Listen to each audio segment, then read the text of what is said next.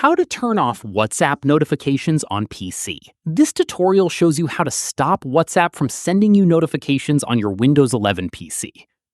First, open WhatsApp on your Windows 11 PC. From there, click on the three dots at the top left. At this point, click on Settings. From there,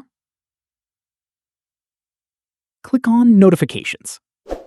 After that, toggle off desktop notifications to stop all notifications from showing up on your PC. In the next step, if you only want to mute notifications for a specific chat instead, go back to your chat list and click on the conversation. From there,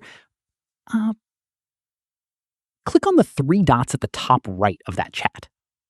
Click on Mute Notifications and select how long you want to mute it for. 8 hours, 1 week, or always. Once done, click on Mute to confirm. Following this, that specific conversation will no longer send notifications while the rest of your chats remain unaffected. Keep in mind, turning off notifications on your PC does not affect notifications on your phone. You will still receive alerts on your Android device unless you turn those off separately as well. Finally, go back to WhatsApp and confirm notifications are no longer popping up on your PC. And that's it. If this guide helped you turn off WhatsApp notifications on your PC, give it a like, subscribe for more Windows tutorials, and